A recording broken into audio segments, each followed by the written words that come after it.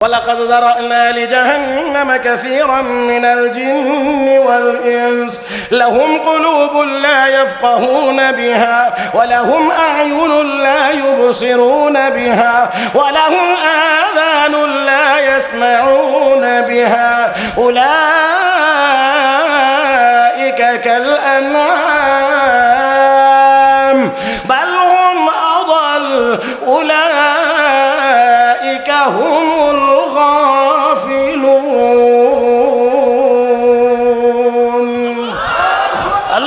রব্বুল আলামিন বলেন অনেক মানুষ এবং জিন বানাইছি জাহান্নামের জন্য লাহুম কুলুবুল লা ইয়াফকাহুনা বিহা যাদেরকে হৃদয় দিয়েছি তারা হৃদয় দিয়ে কোনো কিছুই অনুধাবন করে না বুঝে না ওয়ালাহুম আয়ুনুল লা ইউবসিরুনা বিহা আমি আল্লাহ তাদেরকে চোখ দিয়েছি দেখে না ওয়ালাহুম আযানুল লা ইয়াসমাউনা বিহা আমি আল্লাহ কান দিয়েছি কান দিয়ে তারা শোনে না আমার আল্লাহ বাইতি উদিআ লিন্নাস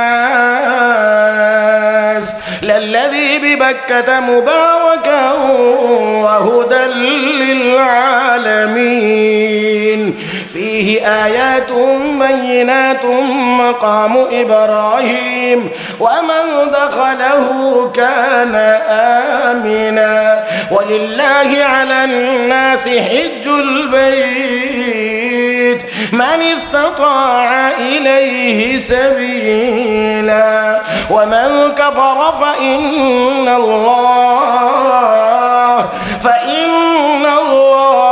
غني عن العالمين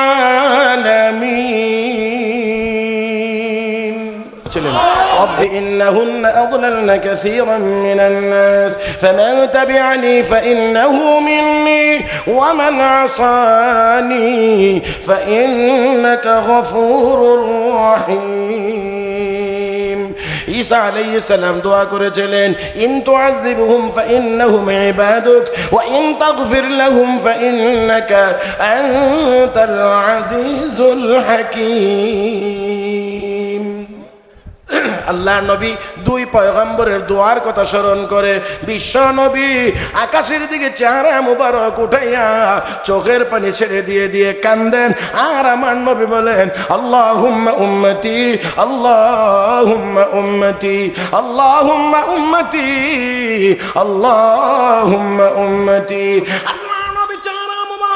উপরের দিকে উঠাইয়া চোখের পানি ছেড়ে কাঁদেন আমার আল্লাহ কো জিবরাইল আমার হাবিবকে গিয়ে জিজ্ঞেস করো কেন এমন করে চেহারা উপরে উঠাইয়া চোখের পানি ছেড়ে ছেড়ে কাঁদে জিবরাইল হাজির ওগো নবীজি আপনি কেন গো এমন করে কাঁদতে আছেন কারণটা কি আল্লাহর পয়গম্বর ডাক দেখো জিবরাইল ইব্রাহিম নবী উম্মতের জন্যই দোয়া করেছেন ঈসা নবী তার উম্মতের জন্যই দোয়া করেছেন আমিও আমার উম্মতের নাজাতের জন্য দোয়া করেছি আল্লাহ রাব্বুল আলামিন বলেন হে জিবরাইল আমার হাবিবকে সুসংবাদ জানায়া দাও আমি আল্লাহ আমার হাবিবকে কখনোই তার বন্ধুর তার উম্মতের ব্যাপারে আমার হাবিবকে আমি আল্লাহ তার উম্মতের ব্যাপারে কখনোই অসন্তুষ্ট করব না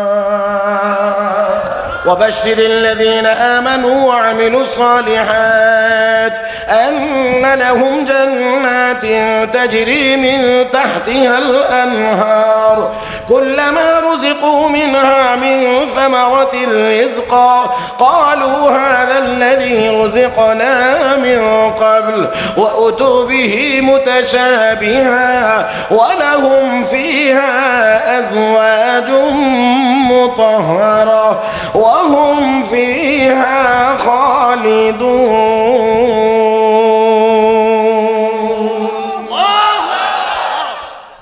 আল্লাহ বলেন হে নবী ইমানদার হওয়ার সাথে সাথে যারা নেককার অবশ্যই আল্লাযীনা আমানু ওয়া আমিলুস সালিহাত যারা ইমানদার সাথে নেককার এমন ব্যক্তিদেরকে আপনি জান্নাতের এমন জান্নাতের সুসংবাদ দেন যে জান্নাতের তলদেশে নহর প্রবাহমান তাহলে এখানে শুধু ঈমান না ঈমানের সাথে নেক আমল আমার কথা বুঝেন না আল্লাহর রাস্তে আর একটু আওয়াজ করে উত্তর দিবেন শুধু ঈমান না ঈমানের সাথে নেক আমল নেক আমল আরেক আয়াতে দেখেন সূরা নূরের 55 নম্বর আয়াত আল্লাহ রাব্বুল আলামিন বলেন وعد الله الذين آمنوا منكم وعملوا الصالحات ليستخلفنهم في الأرض كما استخلف الذين من قبلهم وليمكنن لهم دينهم الذي ارتضى لهم وليبدلنهم من بعد خوفهم أمنا يعبدونني لا يشركون بي شيئا ومن كفر بعد ذلك فأولئك هم الفاسقون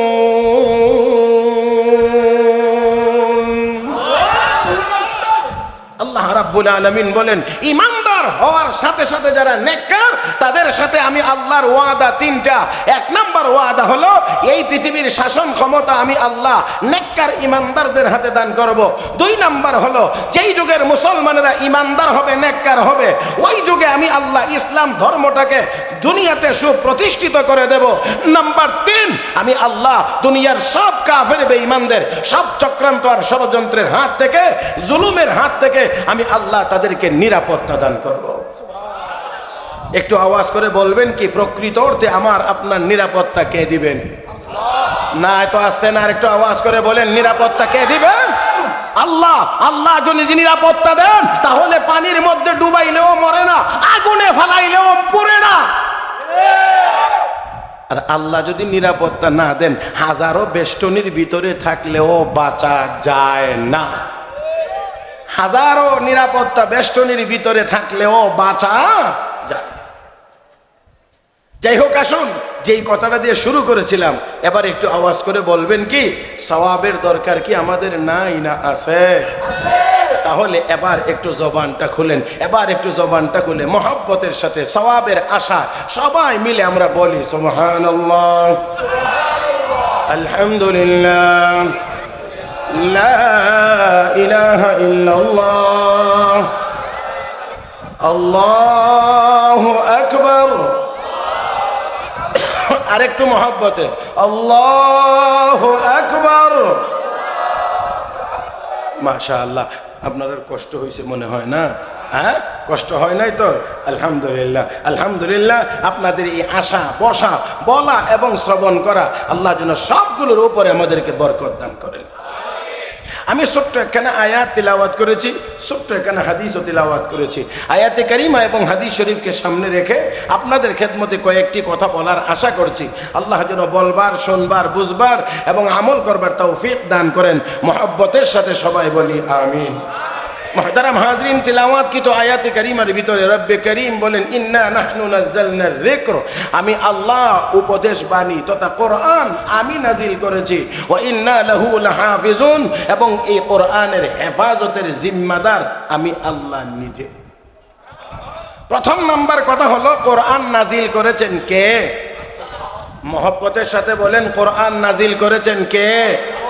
কোরআন কার কালাম? আল্লাহর কালাম, আল্লাহর কালাম, আল্লাহর কালাম। মুহতারাম হাজরিন, দেখেন এই কোরআন আল্লাহর পক্ষ থেকে নাজিল করা, আল্লাহর পক্ষ থেকে। মুহতারাম হাজরিন, সাইয়েদনা হযরত ওমর ফারুক রাদিয়াল্লাহু তাআলা আনহু কাবা শরীফের সামনে নবী কোরআন তেলাওয়াত করতেছিলেন, হযরত ওমর পিছনে দাঁড়িয়ে দাঁড়িয়ে শুনতেছিলেন।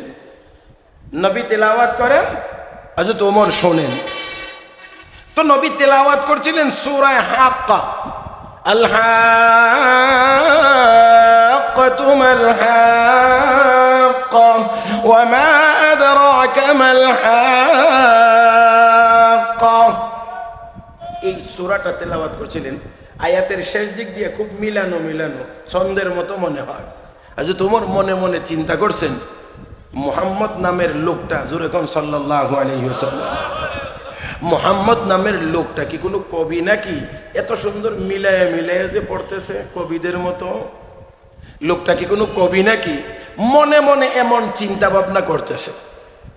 ইতিমধ্যেই আল্লাহর নবীর জবানে তেলাওয়াত হচ্ছে, ওয়ামা হুয়া বিকাউলি শাইর কলিলাম মা তুমিনুন।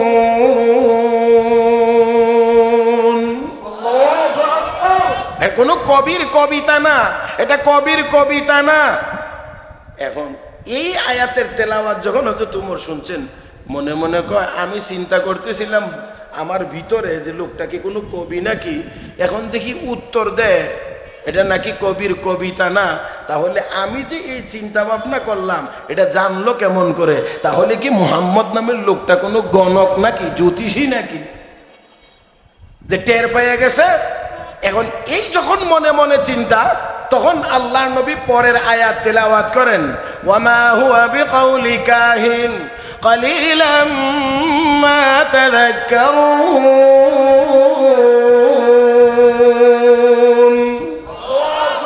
কোনো গণকেরও কথা না।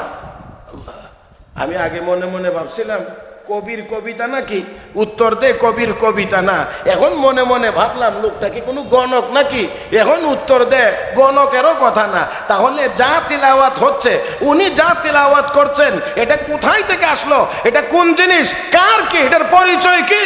তখন আল্লাহর নবী পরের আয়াত তিলাওয়াত করেন, তানজিলুম মির রাব্বিল আলামিন।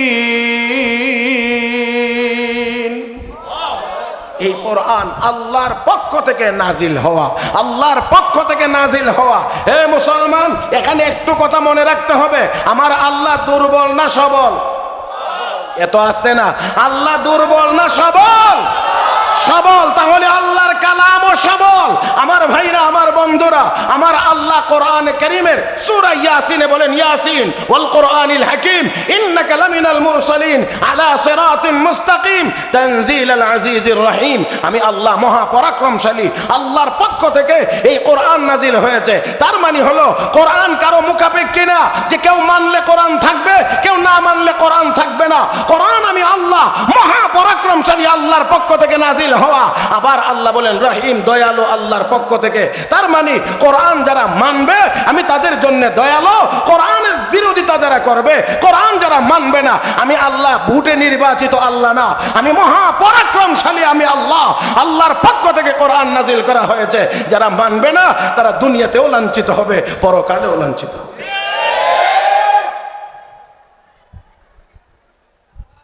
এবারে আসে, আমি আপনাদের খেদমতে মৌলিকভাবে দুইটা কথা বলবো। কোরআনের সাথে কোনো কম দামি জিনিসের সম্পর্কই নেই। কি নাই? কি জিনিসের সম্পর্ক নাই? কম দামি কোনো জিনিসের সম্পর্কই নাই। যদি কম দামি জিনিসের সম্পর্ক কোরআনের সাথে হয়ে যায়, তাহলে এটা আর কম দামি থাকে না। কোরআনের বরকতে এটাকে আল্লাহ দামি বানায়া দেন, আল্লাহ দামি বানায়া দেন কোরআনের সাথে। প্রথম নাম্বার হলো, আপনারা একটু আওয়াজ করে বলবেন, কোরআন কার কালাম? আল্লাহর কালাম। তাহলে আল্লাহ মহান, আল্লাহর কালামও মহান। আল্লাহর সাথে কারো তুলনা চলে না, আল্লাহর কালামের সাথেও কারো তুলনা চলে না। আমার আল্লাহ সব সময় ছিলেন, কোরআন আল্লাহর কালামও ছিল। আমার আল্লাহ সব সময় থাকবেন, আল্লাহর কালামও থাকবে। আমার ভাইরা, হাজারো চক্রান্ত ষড়যন্ত্রের মাধ্যমেও কোরআনকে উৎখাত করা যায় নাই, কোনোদিন যাবেও না। যারা উৎখাত করার ষড়যন্ত্র অতীতে করেছে, তারা যেমন ভাবে দুনিয়াতে লাঞ্ছিত হয়েছে, পরকালেও লাঞ্ছিত হয়েছে। কিয়ামত পর্যন্ত কোরআনের বিরোধিতা যারা করবে, কোরআনকে উৎখাত করার চিন্তা করবে, তারা দুনিয়াতেও লাঞ্ছিত হবে, পরকালেও লাঞ্ছিত হবে। আল্লাহর কালাম একেবারে খেয়াল করে শুনবেন। আল্লাহর কালাম মানে কি? আমরা সাধারণত আগে, এখন তো আর চিঠিপত্র খুব একটা আদান প্রদান হয় না, সব মোবাইল শরীফের মাধ্যমে চলে। কথা বুঝেন নাই? এখন সব, আগে তো চিঠি লিখতো, বিদেশ থেকে ছেলে চিঠি পাঠাইছে, বাবা মাকে লক্ষ্য করে চিঠি লিখছে, তো চিঠি পড়তেছে, পড়তে গিয়ে মার চোখ দিয়ে পানি চলে এসেছে। তো আরেকজন পাশের মহিলা জিজ্ঞেস করে, কি গো, তোমার ছেলেকে কোনো বিপদে আপদে আছে, কোনো সমস্যায় আছে, কাঁদতেছো যে? না কান্দি না। তা বিপদের না, ভালোই আছে, তাহলে কাঁদো কেন? লেখাটা পড়তেছি, আর এই লেখার ভিতরে যেন আমার বাবার চেহারাটা ভেসে উঠতেছে, এই জন্যে মায়ায় কাঁদতেছি। এরকম বলে না আমার ভাইয়েরা? তো দুনিয়াতে একজন মানুষ লিখলে, এই লেখার ভিতরে যদি তার ছবি পাওয়া যায়, ভেসে উঠে, মুসলমান, এই লেখার ভিতরে যদি ওই লেখক যদি লুকায়িত থাকতে পারে, তাহলে আমার আল্লাহর কালামের ভিতরে তো আমার আল্লাহ নিজেও লুকায়িত থাকতে পারে। কালামের ভিতরে আমি আপনাদেরকে খুব বড় করে শোনাইতে পারবো না, সংক্ষেপে একেবারে খেয়াল করে যদি শোনেন, পারস্যের কোনো এক শাসক, কোনো এক বাদশাহ তার জবান দিয়ে কল্পনা মিশ্রিত, কল্পনা প্রসূত একটা কথা বের হয়ে গিয়েছে। সেই কথাটা হলো দুর্রে আবলাক কাছে কম দিদা মওজুদ, চিত্রা মতি দেখতে খুব কম পাওয়া যায়। দুর্রে আবলাক কাছে কম দিদা মওজুদ, এটা কিন্তু তার ইচ্ছা করে বানানো না, কল্পনা প্রসূত, মুখ দিয়ে বের হয়ে গেছে। বাদশা তাকায় দেখে এটা এক লাইন কবিতার অর্ধেকটা হয়েছে, যেটাকে আমরা ফার্সি ভাষায় শের বলি আর কি, আধা লাইন হয়েছে, এক মেসরা হয়েছে, হ্যাঁ, আরো অর্ধেকটা লাগে। এখন নিজে নিজে চেষ্টা করতেছেন যে এটার সাথে শব্দ এবং অর্থের সাথে মিল রেখে আমি বাকি অর্ধেকটা কেমনে মিলানো যায়, কিভাবে করা যায়। এখন নিজে নিজে চেষ্টা করে ব্যর্থ হয়েছে।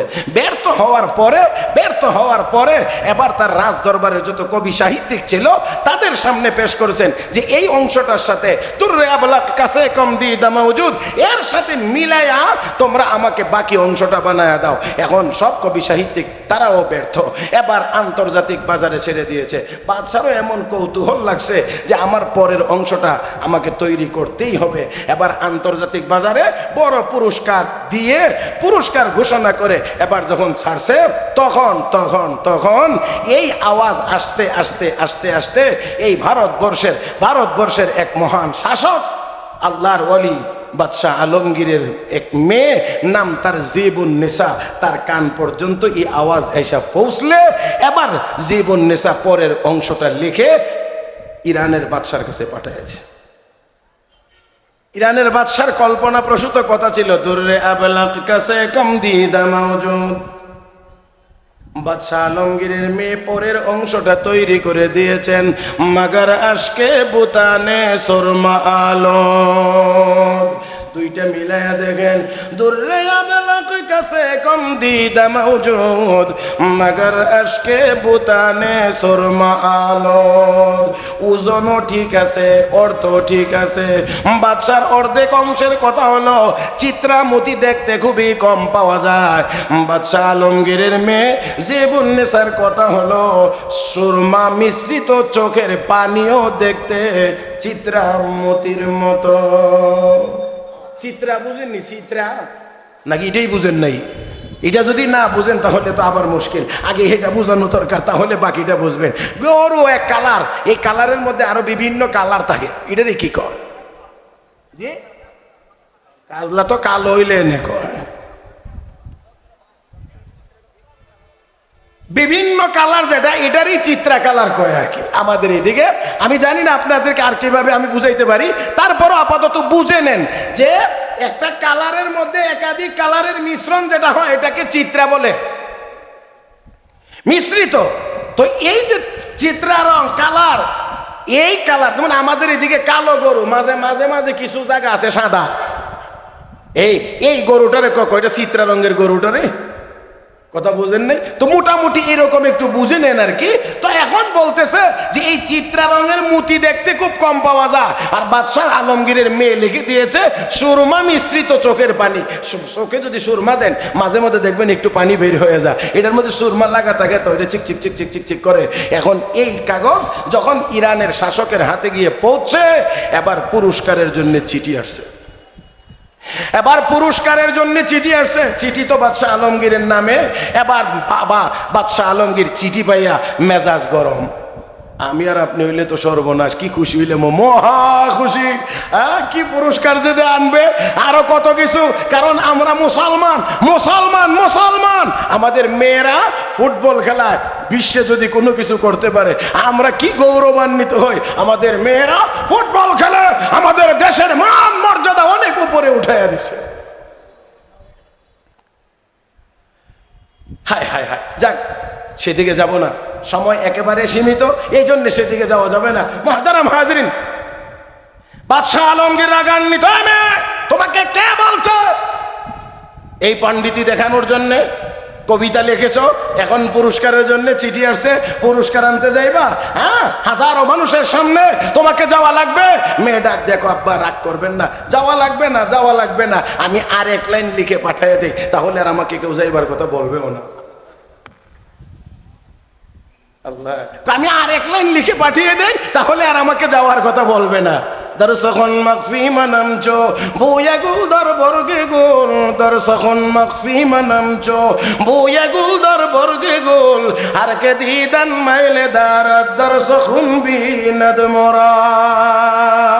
বাদশাহ আলমগীর আল্লাহওয়ালা মানুষ, আল্লাহওয়ালা শাসক, আল্লাহওয়ালা বুজুর্গ, যার কারণে শত শত উলামায়ে কেরাম রাজ দরবারে রেখে উনি যেই খেদমত আঞ্জাম দিয়েছেন, যেই বিশ্ববিখ্যাত ফতোয়ার কিতাব লিখাইছেন, আপনারা সবাই জানেন সেই কিতাবের নাম, প্রসিদ্ধ নাম হলো ফতোয়ায়ে আলমগীরি। যদিও আল ফাতাওয়াল হিন্দি এটার আসল নাম, কিন্তু প্রসিদ্ধ হলো ফতোয়ায়ে আলমগীরি।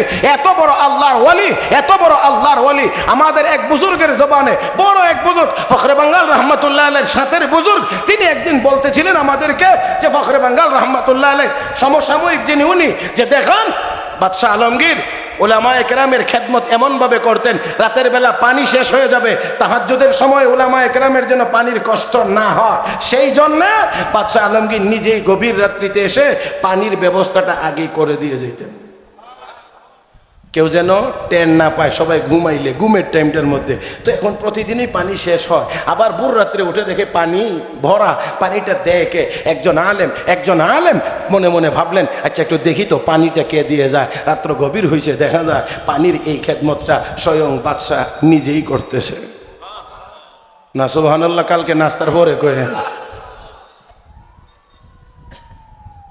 দেখে উনি কো বাদশাহ আপনি খেদমত করেন, এই কাজ করেন, আমি এখন থেকে এই কাজটা আমি করবো, আপনাকে করতে হবে না। বাদশাহ আলমগীর কয়, আমি যে করি, আপনি যে দেখছেন, এটাও কিন্তু কারো সামনে প্রকাশ করতে পারবেন না, পানি আমিই দেব। কারণ বিশ্ব নবীর দরবারে যেদিন দাঁড়াবো হাসরের মাঠে, নবী যদি আমাকে জিজ্ঞেস করেন, হে আলমগীর তোর দরবারে তো আমার নায়েবে নবী থাকতেন, অনেক নায়েবে নবী ছিল, তাদের সাথে তোর কি ব্যবহার ছিল, কি খেদমত তাদের জন্য করেছিলে, আমি সেদিন কি জবাব দেব? অন্তত তাহাজ্জুদের ওযুর পানিটা যদি আমি দিয়ে দিতে পারি, তাহলে নবীর সামনে দাঁড়িয়ে বলতে পারবো, ওগো নবী, আপনার নায়েবে নবীদের জন্য আমি তাহাজ্জুদের পানির ব্যবস্থাটা করেছিলাম। তারাও শাসক, আর বর্তমান দুনিয়াতেও তো আমরা দেখি, হ্যাঁ, সুযোগ পাইলে মোল্লা ভিড়াও না, ঠিক আর মুহূর্তে বাইরে না লাগে, সুযোগ পাইলেই মৌলবীরে জেলখানায় নাও, সুযোগ পাইলেই মৌলবীরে ধরে ফাঁসি দিয়ে দাও। আমার ভাইয়েরা, আমার বন্ধুরা, হ্যাঁ এরকম হয়েছে, অনেক হয়েছে। আবার চেয়ারে, বিচারের আসনে বসে, বিচারকের চেয়ারে বসে ক্ষমতার দাপট দেখিয়ে এই দেশের বহু উলামায়ে কেরামকে হয়রানি করা হয়েছে, বহু উলামায়ে কেরামকে অপদস্থ করার চেষ্টা করা হয়েছে, হাজার হাজার মাদ্রাসার বিরুদ্ধে উল্টাপাল্টা রিপোর্ট দিয়েছে। আমার আল্লাহ কয়, সময় বেশি দিন না, তিলকাল আইয়ামু নুদাউলুহা বাইনান নাস, সেই প্রভাবশালী আর প্রতাপশালী ব্যক্তিদেরকে আমার আল্লাহ আমাদের চোখের সামনে কলা পাতার বিছানায় এতিমের মতো ঘুম পাড়াইয়া রাখছে।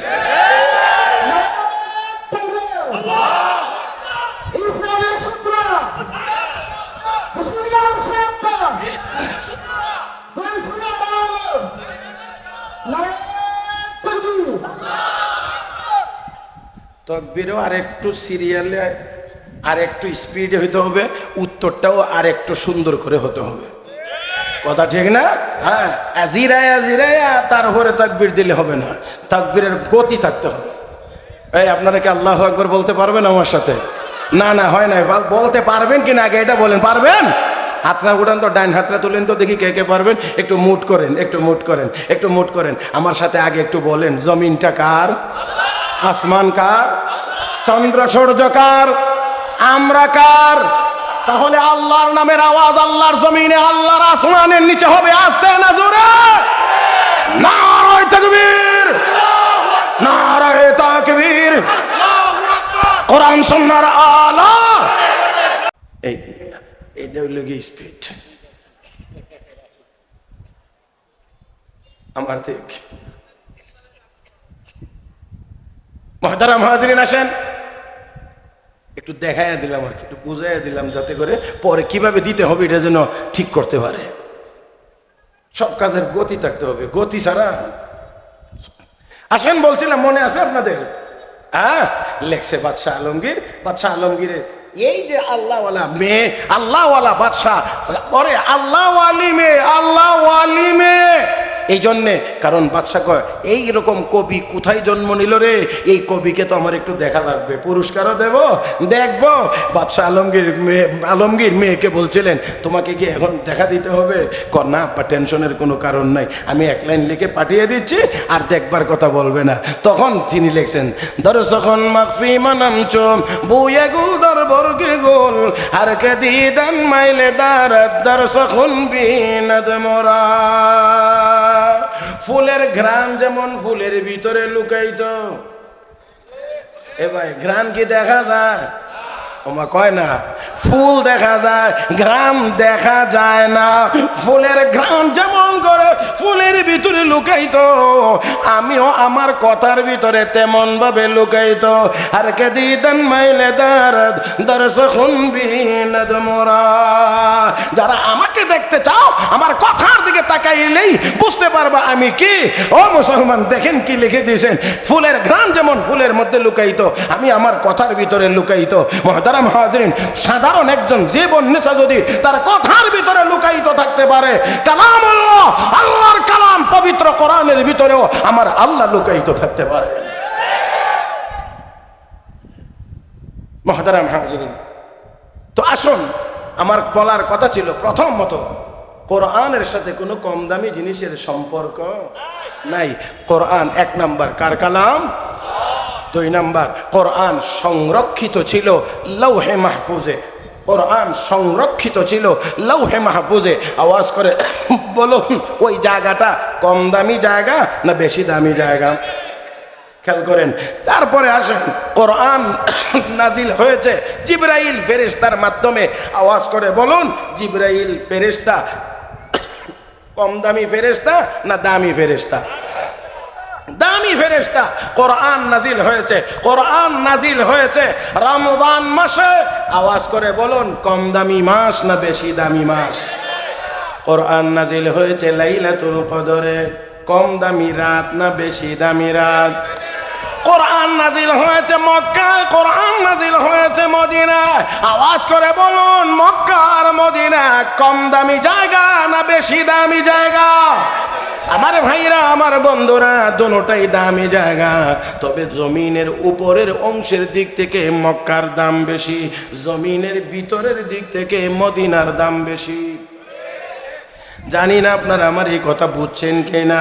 আমরা এখন যে বসা আছি, এই বসা আছি এটা হলো জমিনের পিঠ। আমরা বসা আছি, এটা জমিনের পিঠ, এটাকে বলা হয় ভূপৃষ্ঠ।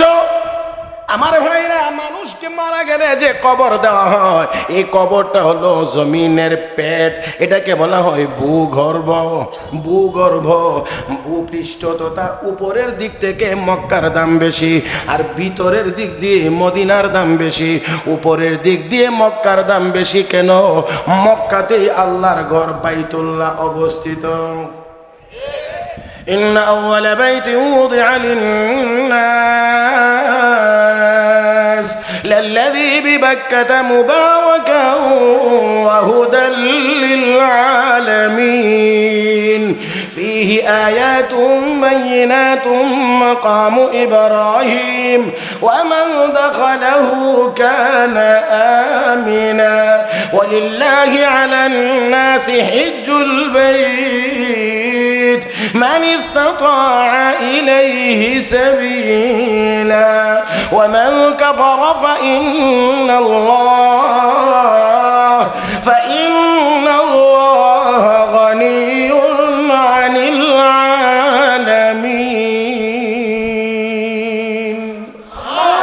এ মুসলমান, এই পৃথিবীর সর্বপ্রথম ঘর যা আল্লাহর ইবাদতের জন্য বানানো হয়েছে, পৃথিবীর মানুষের জন্য, সেই ঘরটা মক্কায় অবস্থিত। ইন্না আউয়ালা বাইতি উযিআ লিন-নাস লাল্লাযী বিবাক্কা, এই ঘরটা মক্কায় অবস্থিত। আমার ভাইরা, এই জন্য এই জমিনের উপরের অংশের দিক থেকে মক্কার দাম বেশি। ও মুসলমান, জমিনের পেটের দিক দিয়ে, বিতর্গত দিক দিয়ে, জমিনের বিতর্গত দিক দিয়ে মদিনার দাম বেশি, তার কারণ হলো মদিনার বুকে শুয়ে আছেন বিশ্ব নবী রাহমাতুল লিল আলামিন। এই জন্য কবি বড় সুন্দর করে বলেছেন, রাহে মেরা মাসকান, রাহে মেরা মাসকান হাওয়ালি কাবা, বনে মেরা মদফন দিয়ারে মদিনা।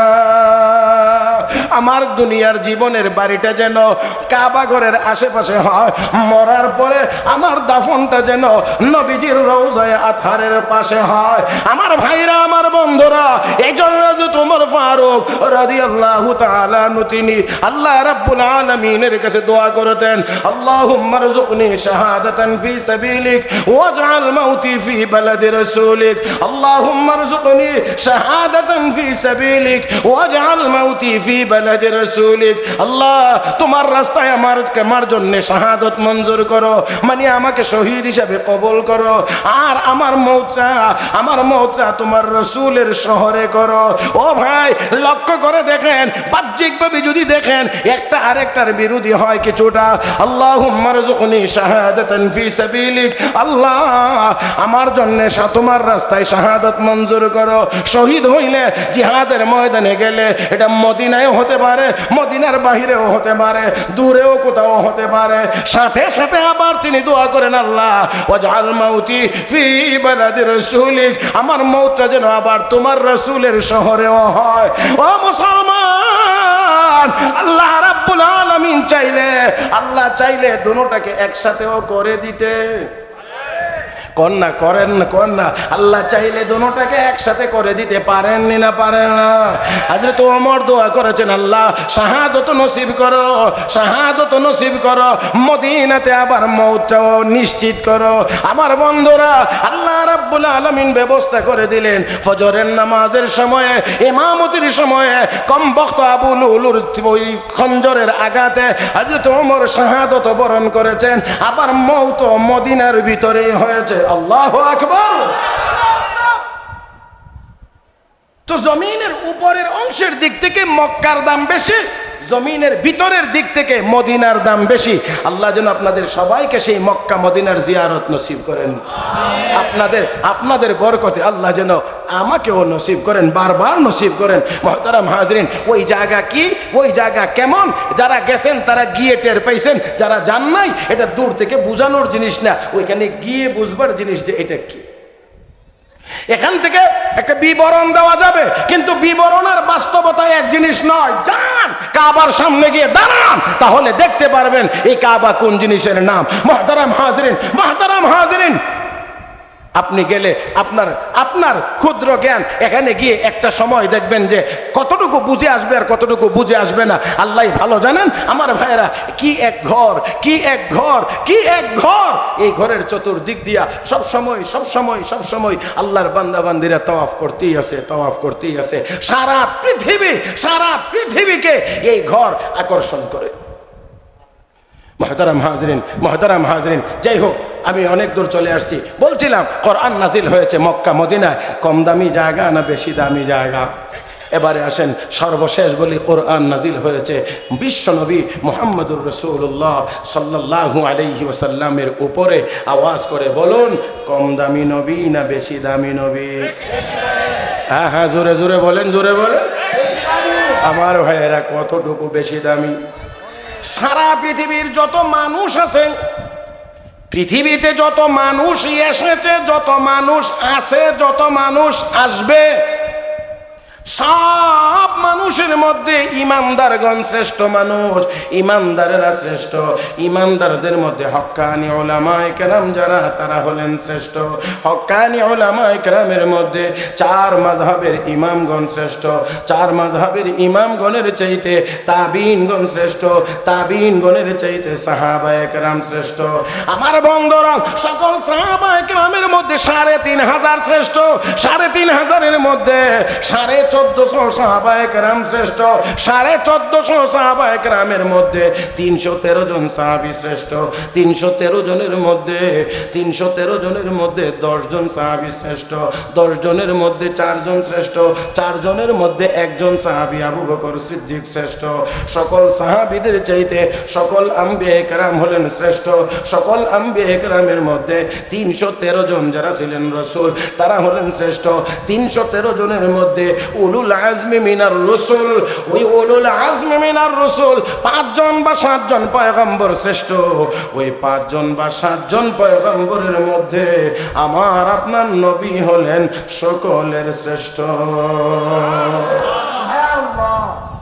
আমার বন্ধুর আল্লাহ রাব্বুল আলামিন কোরআন নাজিল করেছেন আমার আপনার নবীর উপরে, সাইয়্যিদুল মুরসালিন ইমামুল মুরসালিন রাহমাতুল লিল আলামিনের উপরে শ্রেষ্ঠ নবী। তাহলে লক্ষ্য করে দেখুন আল্লাহ রাব্বুল আলামিন মহান, আল্লাহর কালাম মহান, কোরআন লৌহে মাহফুজে সংরক্ষিত দামি জায়গা। কোরআন নাজিল হয়েছে জিবরাইল ফেরেশতার মাধ্যমে, দামি ফেরেশতা। কোরআন নাজিল হয়েছে রমজান মাসে, দামি মাস। কোরআন নাজিল হয়েছে লাইলাতুল কদরে, দামি রাত। কোরআন নাজিল হয়েছে মক্কা মদিনায়, দামি জায়গা। কোরআন নাজিল হয়েছে মুহাম্মদুর রাসূলুল্লাহর উপরে, দামি নবী। কোরআন নাজিল করা হয়েছে যেই উম্মতের জন্য তারাও হলেন শ্রেষ্ঠ উম্মত। জোরে জোরে জোরে, তারাও হলেন সর্বশ্রেষ্ঠ উম্মত। বিশ্ব নবী বলেন আমি সকলের আগে জান্নাতে যাব, আমার আগে কেউ জান্নাতে যাইতে পারবে না। কোন নবী জান্নাতে প্রবেশ করতে পারবে না আমার আগে, আর আমার উম্মত জান্নাতে না যাওয়া পর্যন্ত কোন উম্মত জান্নাতে যাইতে পারবে না। মুহতারাম হাজরিন, তাহলে উম্মত শ্রেষ্ঠ। এবারে আসেন এই কোরআনের সাথে সম্পর্ক যার হবে সেই হবে শ্রেষ্ঠ। খেয়াল করে দেখেন এবার কোরআনের সম্পর্ক যদি কাগজের সাথে হয় তাহলে কাগজের দাম কমে না বাড়ে? কোরআনের সম্পর্ক যদি কাপড়ের সাথে হয় ওই কাপড়ের মর্যাদা কমে না বাড়ে? আমার ভাইরা, কোরআনের সম্পর্ক যদি কাঠের টুকরার সাথে হয় তাহলে ওই কাঠের টুকরার দাম বাড়ে। এবার ইনসাফের সাথে আওয়াজ করে বলবেন যেই সিনার ভিতরে কোরআন থাকবে ওই সিনার দাম কমবে। মাশাআল্লাহ, আবারও বলছি যেই সিনার ভিতরে কোরআন থাকবে এই সিনার দাম কমবে না বাড়বে? বিশ্ব নবী রাহমাতুল লিল আলামিন বলেন খায়রুকুম মান তাআল্লামাল কোরআন ওয়া আল্লামা। আমার উম্মত তোমাদের মধ্যে ওই লোকটাই দামি, ওই লোকটাই শ্রেষ্ঠ যে কোরআন শিখে এবং কোরআন শেখায়। আমার ভাইয়েরা মুসলমান, ভালো করে খেয়াল করে দেখেন, ভালো করে খেয়াল করে দেখেন। কাপড়ের টুকরা দামি হয়ে যায়, কাঠের টুকরা দামি হয়ে যায়। আমার ভাইয়েরা কাগজ হয়ে যায়, মানুষ কেন দামি হবে না? আসমান এবং জমিন দুইজনের মধ্যে বাহাস মুনাজারা। আসমান কয় আমি দামি, জমিন বলে আমি দামি। বর্তমান দুনিয়াতে সবাই আমরা কই আমি দামি। এই গন্ডগোলটাই তো এখানে, খালি সবাই বলি শুধু বলি আমি আমি। এই আমি করতে করতে একেবারে অবস্থা খারাপ। কথা ঠিক না? শুধু আমি আমি আমি আমি। আমার ভাইয়েরা, অমুকে বলে দামি, সে বলে দামি, সে বলে দামি, অমুক বলে দামি। আমার ভাইয়েরা, আমরা বলতে চাই এই জাতির সর্বোচ্চ দামি এবং শ্রেষ্ঠ সন্তান হলেন এই দেশের হক্কানি উলামায়ে কেরাম এবং হাফেজে কোরআন। কারো বুঝে আসুক আর কারো বুঝে নাই আসুক, এটা তার ব্যাপার। আমার ভাইয়েরা, অবশ্যই বিশ্ব নবীর কথার উপরে আর কারো কথা হইতে পারে? মুহতারাম হাজিরিন, যত বড় সার্টিফিকেট নিয়েই নিজেকে শ্রেষ্ঠ বলে দাবি করে, এত বড় সার্টিফিকেট নিয়েই এই দেশে বড় চোর এবং বাটপারের জন্ম হয়েছে। যত বড় সার্টিফিকেট দাঁড়ি তত বড় মাপের চোর। মুহতারাম হাজরিন, আমাদেরকে অনেকে খোসা মারে আর মাদ্রাসায় পড়ে কি হবে, মাদ্রাসায় পড়লে কি হবে, কয় টাকা কামাই করবে। হ্যাঁ, আমরা লক্ষ লক্ষ টাকা যদি কামাই করতে নাও পারি তবে অবশ্যই মাদ্রাসায় পড়ে বাংলাদেশ ব্যাংকের রিজার্ভ চুরি করার মতো এত বড় চোর তো দূরের কথা, ডাব চোর, নারকেল চোরও মাদ্রাসাতে জন্মগ্রহণ করে না।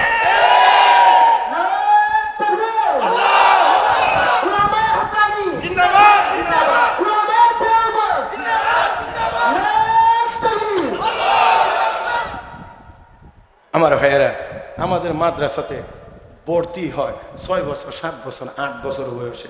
সাবালক ও না নাবালক? মা কয় না সাবালক না নাবালক? নাবালক। এই নাবালকের ফরমটার মধ্যেও যা নিয়মাবলী লেখা থাকে, ভর্তির নিয়মাবলী, এর মধ্যে একটা জায়গাতে গিয়ে দেখবেন লেখা থাকে অপরের জিনিস যত ছোটই হোক না কেন অনুমতি ছাড়া ব্যবহার করিব না। হ্যাঁ হ্যাঁ হ্যাঁ, বুঝছেন আপনারা? আবার বলি, হ্যাঁ আবার বলি, ওই লাইনটা আবার পড়ি। অপরের জিনিস যত ছোটই হোক না কেন অনুমতি ছাড়া ব্যবহার করিব। মাশাআল্লাহ, এই হলো মেজাজ তৈরি করা হয়, যার কারণে বেতন কম পায়, কিন্তু চুরির মামলার আসামি হয় না, বেতন কম পায়। আজও পর্যন্ত কোনো ইয়াবার চালানের সাথে কোনো মোল্লা মৌলবীর নাম আসে নাই। আল্লাহ আমাদের সবাইকে বুঝার তৌফিক দান করুন, সবাই বলি আমিন। আর একটু মহব্বতের সাথে বলি আমিন। আসল বলছিলাম, আসমান বলে আমি দামি, জমিন বলে আমি দামি। তো শুধু দামি বললেই তো হবে না, দলিল লাগবে না? তো আসমান কয় আমি যে দামি, আমি আসমানের উপরে বাইতুল মামুর অবস্থিত। কাবা শরীফ যেখানে, তার সোজা বরাবর 7ম আকাশের উপরে একটা মসজিদ আছে। এই মসজিদকে কিবলাতুল মালাইকা বলা হয়, বাইতুল মামুর। বাইতুল মামুর রহমতের 70,000 ফেরেশতাদের 70,000 ফেরেশতা প্রতিদিন এই বাইতুল মামুর তওয়াফ করতেছে। যেই ফেরেশতারা একবার তওয়াফ করে বিদায় নেবে, কিয়ামতের আগে আর দ্বিতীয়বার তারা তওয়াফের সিরিয়াল পাবে। হ্যাঁ, তাহলে ফেরেশতার সংখ্যা কত? 10 লাখের কম তো না হয়। হ্যাঁ, প্রতিদিন 70,000 করে ফেরেশতা তওয়াফ করে। একবার তওয়াফ করে বিদায় নিলে কিয়ামতের আগে আর সিরিয়াল।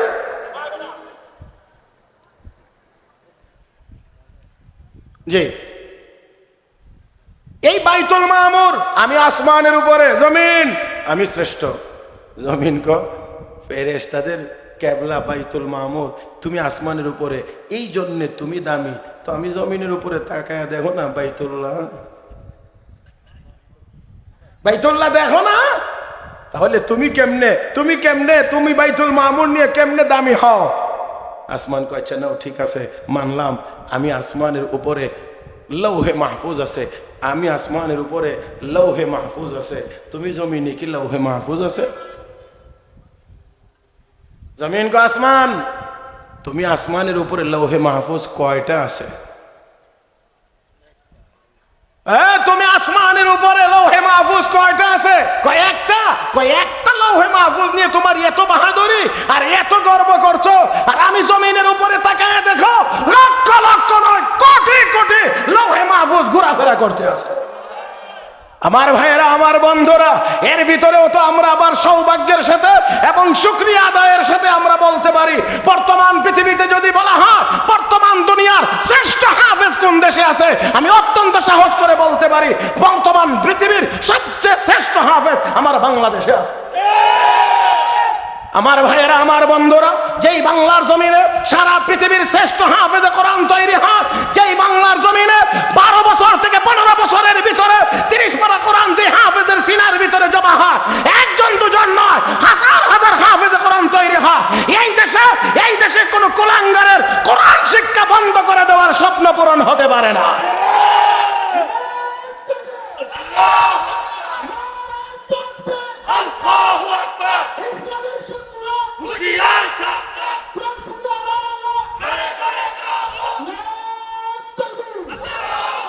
আমার ভাইয়েরা, আমার বন্ধুরা, কোরআনের শিক্ষা ছিল, আছে এবং থাকবে।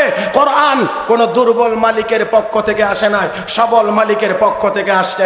মানলে সেই আল্লাহ তোমার জন্য রহিম, না মানলে সেই আল্লাহ তোমার জন্য আজিজ। কারণ আরো বহু বড় বড় মহাশক্তি, মহারথী, সোনারথী, তারা কোরআনের বিপক্ষে অবস্থান নিয়েছিল, কেউ টিকতে পারে নাই, এখনো কেউ টিকতে পারছে না, কিয়ামত পর্যন্ত কেউ টিকতে পারবেও না। আমার ভাইয়েরা, আমার বন্ধুরা, তো এই কোরআনের সাথে সম্পর্ক হলে মর্যাদা কমে না বাড়ে? জোরে কোন, কমে না বাড়ে? বারে বারে বারে। একটু লক্ষ্য করে দেখেন, একটু লক্ষ্য করে দেখেন, সাহাবায়ে কেরাম রিদওয়ানুল্লাহি তাআলা আলাইহিম আজমাইন, তারা তারা তারা পৃথিবীর নিকৃষ্টতম মানুষ ছিলেন। বর্বর যাদেরকে বলা হইতো, বর্বর বর্বর বর্বর বর্বর মানুষ যাদেরকে বলা হইতো, যুগটাকে বলা হইতো আইয়ামে জাহিলিয়াত, মূর্খতার যুগ। আল্লাহ এখানে তো আবার আরেক কথা বড় হয়ে যাবে, এই জন্য বলতে চাই না। দেখেন, আইয়ামে জাহিলিয়াত শব্দটার শাব্দিক অনুবাদ করলে এর অর্থ দাঁড়ায় মূর্খতার যুগ, নাকি? আইয়ামে জাহিলিয়াতের শব্দের শাব্দিক অর্থ হলো মূর্খতার যুগ। আমার ভাইয়েরা, ওই দেশের মানুষ তো সবাই অশিক্ষিত ছিল না, শিক্ষিত মানুষও ছিল। এই দেশের মানুষ তো সবাই অশিক্ষিত ছিল না, বড় বড় কবি সাহিত্যিক ছিল, দার্শনিক ছিল, পণ্ডিত ছিল। তাদের লেখার সাহিত্যিকতা এত উচ্চাঙ্গের যে আমরার মতো মানুষ পয়রা বুঝবার যোগ্যতাও নাই। তারপরেও ওই যুগটাকে মূর্খতার যুগ বলা হইল কেন? আমার ভাইরা, আমার বন্ধুরা, মনে রাখতে হবে, হাজারো শিক্ষিত হওয়ার পরেও যদি আমার আল্লাহকে চিনে না, শিক্ষিত হওয়ার পরেও যদি চুরি বন্ধ করতে পারে না, শিক্ষিত হওয়ার পরেও যদি ডাকাতি বন্ধ করতে পারে না, শিক্ষিত হওয়ার পরেও যদি ধর্ষণ বন্ধ করতে পারে না, শিক্ষিত হওয়ার পরেও যদি ইফটিজিং বন্ধ হয় না, শিক্ষিত হওয়ার পরেও যদি আমার ভাইয়েরা মাদক ছাড়তে পারে না, তাহলে বুঝতে হবে আসলে এটা কোনো শিক্ষার মধ্যেই পড়ে না। আল্লাহ, মনে হয় একটু কঠিন বলে ফেলেছি, রাগ করবেন তাই না? তবে রাগ করলে একটা কথা খেয়াল করে একেবারে আমার চোখের দিকে তাকায়া তাকায়া যদি শোনেন, তাহলে আমি আপনাদের জন্য অন্তর থেকে মুসাফির হিসেবে দোয়া করব। একেবারে আমার চোখে তাকায়া তাকায়া। আমার ভাইয়েরা, মনে রাখবেন, সকল প্রাণী বাঁচার জন্যে তার পানাহার লাগে, হয় না? সকল জীব বেঁচে থাকার জন্য তার পানাহারের প্রয়োজন হয়, রেস্টের প্রয়োজন হয়, আরামের প্রয়োজন হয়, সহজ করে বললে ঘুমের প্রয়োজন হয়, তাই না? এবারে দেখেন, আমরা যেমন জীব, গরুও তো জীব। আল্লাহ বুঝাইতে পারবো কিনা আমার যোগ্যতার অভাব।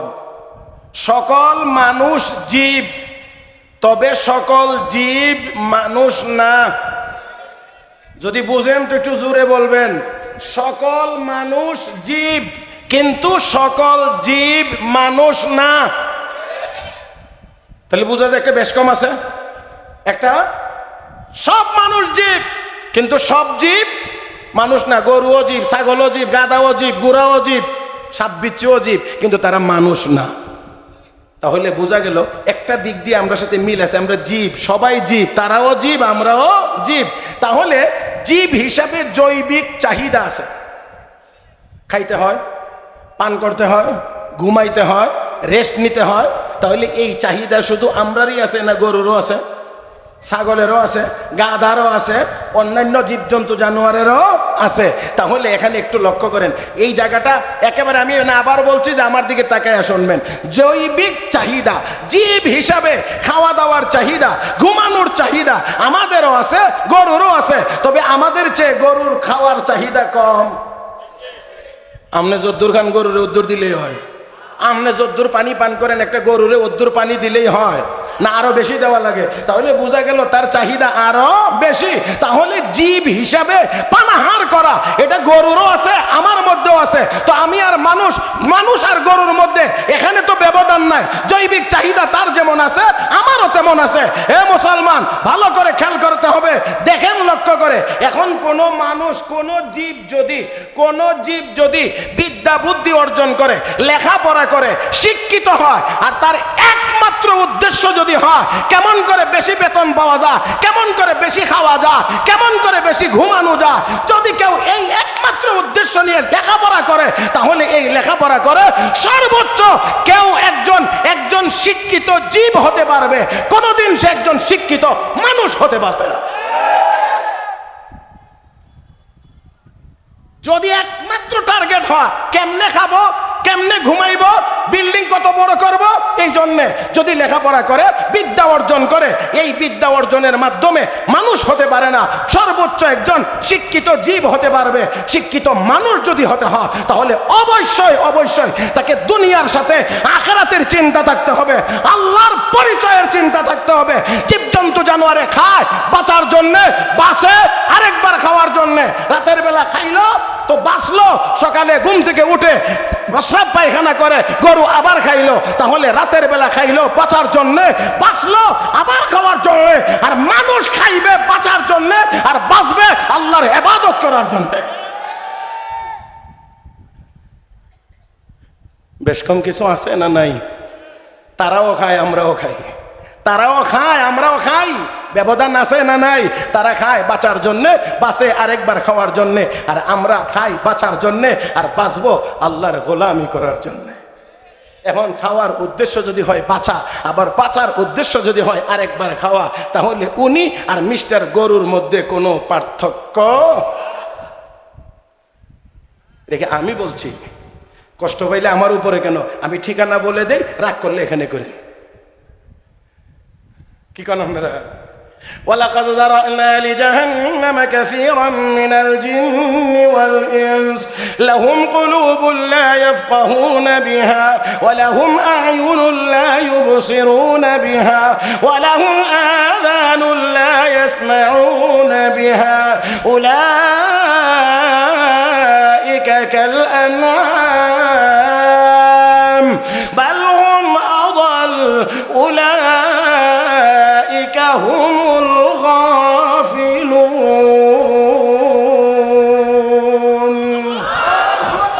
রাব্বুল আলামিন বলেন, অনেক মানুষ এবং জিন বানাইছি জাহান্নামের জন্য।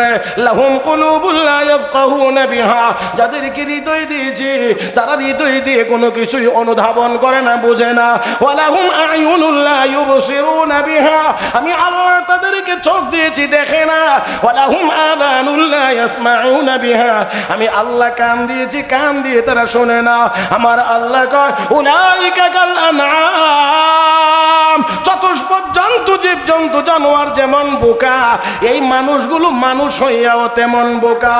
বালহুম আদাল, রব্বে কারীম বলেন, কানে উলামায়ে কেরাম, আম্বিয়ায়ে কেরাম, সাহাবায়ে কেরাম সবাই আল্লাহ ওয়ালা যারা, তাদেরকে সতর্ক করে, আও দুনিয়ার পথ থেকে ফিরে জান্নাতের পথে আসো, জান্নাতের পথে আসো। তখন তারা রাগান্বিত হয়ে কয়, জান্নাতের কথা বলে আমাদের জীবনের সাথে উপহাস করা হয়। আলেম উলামারা, মোল্লা মৌলবীরা মাটির নিচের কথা কয়, মাটির উপরের কথা কয় না। এই বলে যারা উপহাস করে, ঠাট্টা করে, আমার আল্লাহ কবাল হোম আদল, এটা চতুষ্পদ জীব জন্তু জানোয়ারের চাইতে আরো নিকৃষ্ট, আরো খারাপ। আমার ভাইয়েরা, এই জন্য আসুন আরো সহজে বলি, কোরআন হাদিস যারা বুঝানোর পরেও যারা বুঝতে চায় না, আরো তেরামি করে, আল্লাহর ভাষায় তারা পাগল ছাড়া আর কিছুই হতে পারে না। ও মুসলমান, তাই আসুন এবার আমি আপনাদেরকে বলতে চাই, আমরা কি শুধু দুনিয়া না জান্নাত আমাদের আসল ঠিকানা? জোরে কোন জান্নাত, জান্নাত, জান্নাত। আমার বন্ধুরা, দুনিয়া আমাদের আসল ঠিকানা না।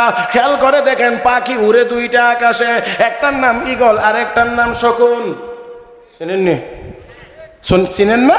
একটার নাম শকুন আর একটার নাম ঈগল। শকুন আমাদের দেশের সব মানুষই চিনে, ঈগল সবাই না চিনলেও গত নির্বাচনে চিনাইয়া দিছে। হ্যাঁ, গত একটা নির্বাচন যে হয়েছিল, এই সময় ঈগল একেবারে ঘরে ঘরে চিনাইয়া দিছে। আমার বন্ধুরা, একই শূন্যে দুটা ওরে, নিচের দিকে তাকায়া খাবার তালাশ করে, তবে শকুন সব সময় মরার পচাটার দিকে তাকিয়ে থাকে। ঈগল সব সময় জিন্দাটা তালাশ করে খায়, শিকার করে খায়। আমার ভাইয়েরা, এই দুনিয়াতে কাফের বেঈমানরা বিচরণ করে, ইমানদারেরাও বিচরণ করে, একই দুনিয়াতে চলাফেরা করে। কাফের বেঈমানরা, তাদের দৃষ্টি হলো মরা পচা দুনিয়ার দিকে, ইমানদার নেককারদের দৃষ্টি হলো আল্লাহর তৈরি জান্নাতের দিকে। কোন দিক, কোন দিক, কোন দিক বলেন না, আর একটু বলেন কোন দিক? জান্নাতে মন আপনারা যাইবার মনটা চায় না আর কি, লাগে এরকম। হ্যাঁ, চায় চায় চায়। আল্লাহ বলেন, وسارعوا إلى مغفرة من ربكم